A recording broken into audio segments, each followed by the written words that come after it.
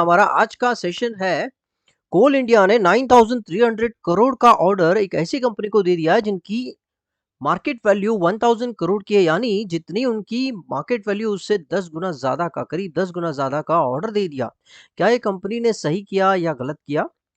क्या ये जो छोटी सी कंपनी है जिनको 9300 करोड़ का ऑर्डर मिला है, जिनकी वैल्यू 1000 करोड़ की है, क्या ये आगे बढ़ पाएगी?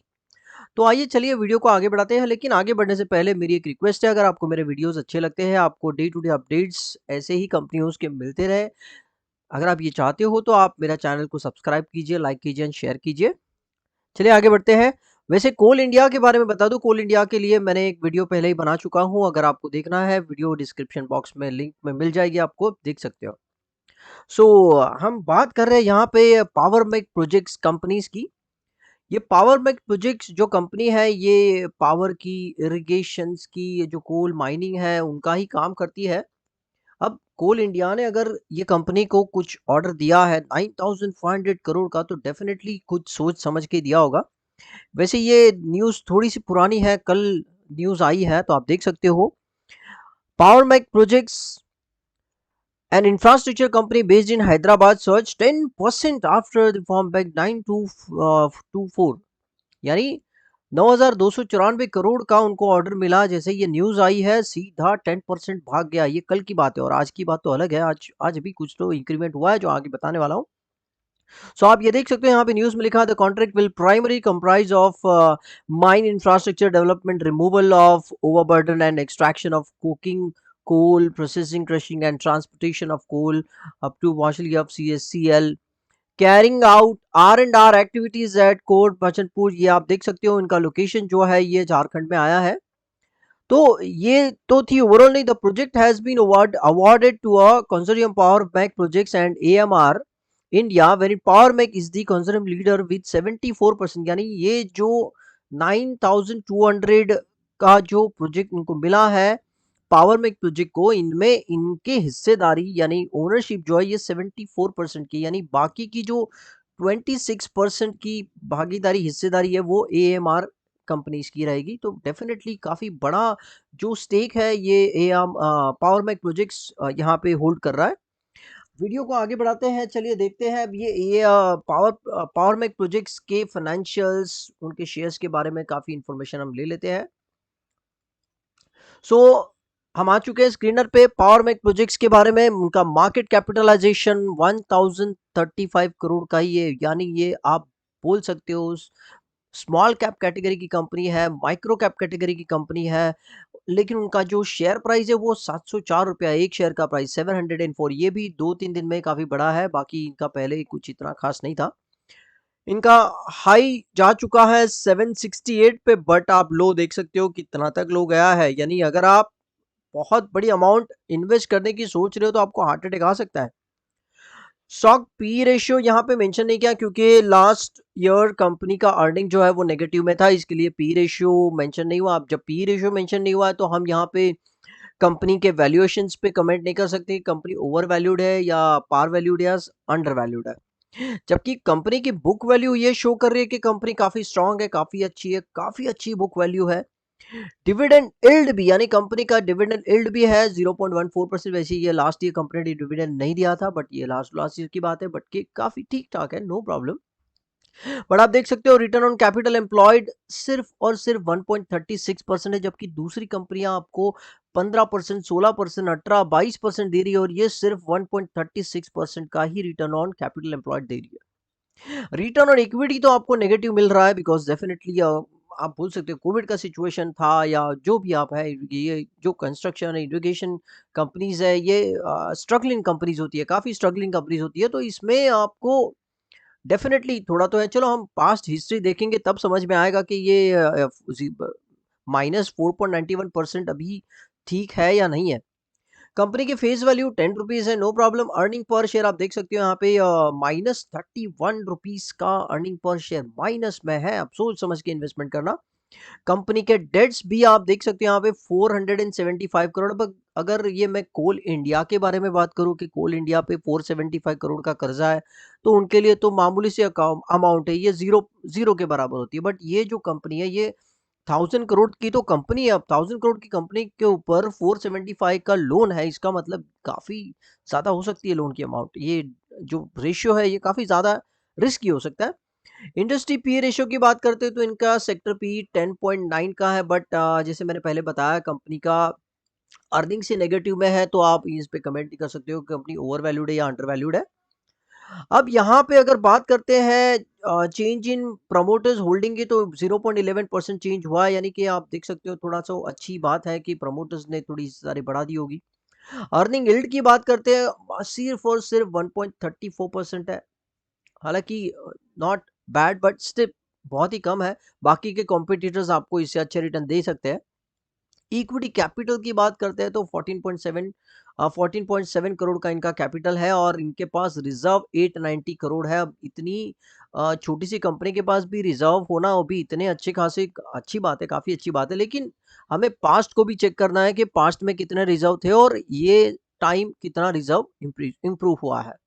तो चलिए आ जाते हैं इनके स्टॉक प्राइस के ऊपर। आज की रेट में, आज आज 29 ऑफ जून चल रहा है और 29 जून को 730 रुपीज का प्राइस है। आप देख सकते हो 17.29% आज इंक्रीज हुआ है प्राइस।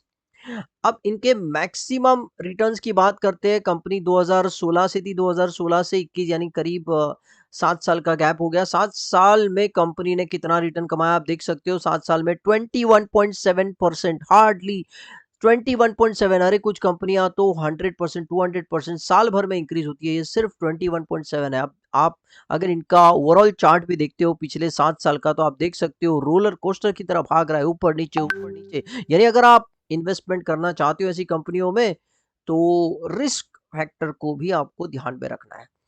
आगे बढ़ते हैं, इनके कुछ फाइनेंशियल्स की तरफ नजर डालते हैं। कंपनी का रेवेन्यू आप देख सकते हो इंक्रीज तो था, बट 2021 में थोड़ा सा डिक्रीज हुआ है। हो सकता है कोविड की सिचुएशन थी, इसकी वजह से थोड़ा सा नरम गरम हुआ होगा। कंपनी के नेट प्रॉफिट की तरफ आते तो कंपनी का नेट प्रॉफिट, अगर कंपनी का रेवेन्यू ठीक ठाक था तो कंपनी का प्रॉफिट भी थोड़ा तो ठीक ठाक होना चाहिए, बट कंपनी का प्रॉफिट नेगेटिव में जा रहा है। कंपनी के अर्निंग पर शेयर की बात करें, अब कंपनी का प्रॉफिट ही नेगेटिव में जाएगा तो कंपनी का अर्निंग पर शेयर भी डेफिनेटली नेगेटिव में जाएगा। अगर बुक वैल्यू की बात करते हैं तो बुक वैल्यू काफी तगड़ा है, काफी स्ट्रांग है, और अच्छी बात है, ये एक प्लस पॉइंट है कंपनी के लिए। रिटर्न ऑन इक्विटी की बात करते हैं तो आप देख सकते हो कंपनी का अर्निंग ही नेगेटिव था, तो रिटर्न ऑन इक्विटी भी नेगेटिव में दिखेगा। डेट इक्विटी की बात करते हैं तो debt equity consistently increase increase increase होते जा रहा है। इसका मतलब कंपनी लोन ले रही है ज्यादा। हो सकते हैं कंपनी के और भी फाइनेंशियल प्लान्स हो। अब डेफिनेटली अगर 9,500 करोड़ का कंपनी को ऑर्डर मिला है, तो कंपनी हो सकता है और आगे लोन लेने की सोचेगी, या कहीं तो और फाइनेंसिंग सोच सकती है। आगे बढ़ते हैं कंपनी की बैलेंस शीट की तरफ। कंपनी के बैलेंस शीट आप रिजर्व्स को अगर ध्यान में देखते हैं तो पता चलता है मार्च 2020 में 936 के रिजर्व से, अब लास्ट ईयर कंपनी ने थोड़ा सा लॉस किया था, इसके लिए कंपनी के रिजर्व थोड़े से कम हो गए, बट नॉट बैड, कंपनी के रिजर्व भी अच्छे खासे है, बुरा तो नहीं है इतना। अब कैश फ्लोज की तरफ आ जाते हैं। कंपनी का कैश फ्लो यहाँ पे हमें दिखेगा नहीं, चलो कहीं और चलते हैं हम कंपनी के कैश फ्लोज की तरफ। हाँ, ये रहा कंपनी का कैश फ्लो। अगर हम 2021 की बात करते हैं, 2021 की, यहाँ तो बहुत सारे ईयर्स दिए हैं। ऑपरेटिंग एक्टिविटी 122 करोड़ का जो इनकम है, रेवेन्यू है, वो ऑपरेटिंग एक्टिविटी से आया, काफी अच्छा है, नॉट बैड। कंपनी की इन्वेस्टिंग एक्टिविटीज माइनस में चल रही है। अब माइनस का मतलब कुछ लोगों को लगता है सर माइनस में है, नेगेटिव है, बैड होगा। इन्वेस्टिंग एक्टिविटी देखो दोस्तों, अगर कंपनी ग्रोथ स्टेज पे है तो इन्वेस्टिंग एक्टिविटी डेफिनेटली माइनस में दिखनी चाहिए, बिकॉज अगर आप कहीं मशीनरी परचेज करोगे, लैंड परचेज करोगे, कोई प्रोजेक्ट में इन्वेस्टमेंट करोगे, डेफिनेटली आपका पैसा जाएगा, तो माइनस में दिखना चाहिए। तो ये एक अच्छी साइन है, गुड साइन है कि ये -47 दिख रहा है, मतलब कंपनी अभी भी ग्रोथ स्टेज में है, अच्छी बात है। कंपनी की फाइनेंसिंग एक्टिविटीज माइनस में चल रही है, इसका मतलब कंपनी ने जो लोन लिया है वो पे करने का काम कर रही है। 91 करोड़ का नेगेटिव है, जो भी काफी ठीक ठाक अच्छा खासा साइन है। अब प्रॉब्लम यह है कि ये 122 करोड़ का जो ऑपरेटिंग एक्टिविटीज आया है, कैश तो जनरेट हुआ है, बट कंपनी का अर्निंग जो है वो नेगेटिव में जा रहा है, जो काफी अच्छा साइन नहीं होता है। इसका मतलब अगर हम ओवरऑल कंपनी के बारे में सोचे, चलो ओवरऑल के पहले हम कंपनीज के प्रॉस एंड कॉन्स भी देख लेते हैं, जहाँ पे दिया हुआ था कंपनीज के प्रॉस एंड कॉन्स यहाँ पे अगर बात करते हैं तो stock is trading at 1.14 times it's book value. जो मैंने पहले ही बता दिया, कंपनी का जो बुक वैल्यू काफी अट्रैक्टिव है, काफी स्ट्रांग है। लेकिन इनकी जो नेगेटिव पॉइंट्स है, ये company has a low interest coverage ratio, यानी कंपनी का लोन बहुत ज्यादा है। The company has delivered poor sales growth, definitely वो भी हम बता चुके हैं कि कंपनी का सेल्स ग्रोथ लास्ट ईयर अच्छा खासा नहीं था। डेफिनेटली वो तो सारी कंपनियों में थोड़ा बहुत तो था ही, because of covid situation, pandemic situation। the company has a low return on equity 8.01, ये तो होना ही है, कंपनी का प्रॉफिट नहीं था तो रिटर्न ऑन इक्विटी भी कम हो जाएगा।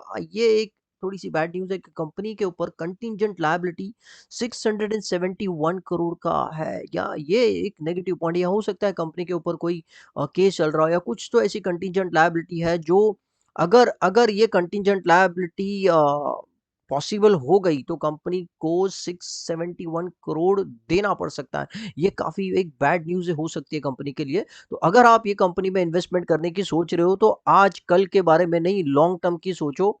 शॉर्ट टर्म में तो जिन्होंने पैसा कमाना था उन्होंने पैसा कमा लिया। 10%, आज देख सकते हो आप, 17%, 18% इंक्रीज था।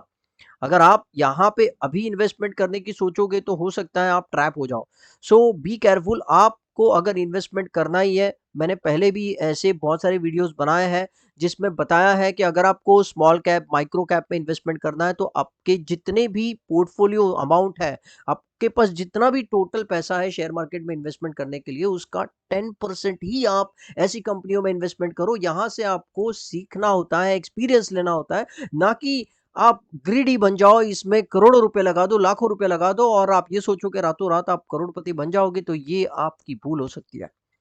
देन कंपनी के earnings include an over income, other incomes of 16.30 का, ये हो सकता है कंपनी के जो अदर मेन इनकम नहीं है, अदर इनकम है, यानी कि कंपनी के जो आपको रेवेन्यू जनरेट हो रहा था, ऑपरेशंस हो रहा था, ये कैश फ्रॉम ऑपरेशंस था, उसमें मेन इनकम के अलावा जो बाकी की इनकम है वहां से इनकम आ रही थी। मतलब ये रेगुलरली तो नहीं आएगी, ये एक एक सोचने वाली बात है। Debtors days have increase from 85। ये डेटर्स डेज क्या होता है, यानी कंपनी अपने कस्टमर को जो गुड्स बेच रही है उससे कलेक्शन करवाने में 103 दिन लगा रही है। सोचो जरा, 103 मतलब अराउंड 3 महीने से भी ज्यादा टाइम। आप अगर सोचो कि आप अगर एक बिजनेसमैन हो, अपने कस्टमर को आप गुड्स बेच रहे हो, तो आप कितना टाइम में पैसे कलेक्ट होने को सोच रहे हो। डेफिनेटली 1 महीना बहुत होता है, बट ये कंपनी 3 महीने से भी ज़्यादा टाइम लगा रही है कलेक्शन करने, यानी कंपनी का कलेक्शन डिपार्टमेंट बहुत ही वीक है। अब जितना कैश लेट कलेक्शन होगा, डेफिनेटली कंपनी की ऑपरेटिंग साइकिल उतनी ही धीमे-धीमे चलेगी। यानी कंपनी हो कितना भी लोन ले, कुछ भी करे, कंपनी का अगर कैश कलेक्शन फास्ट नहीं होगा, कंपनी डेफिनेटली अपने जो सेल्स को है वो ज़्यादा फास्ट भगा नहीं पाएगी। ठीक है?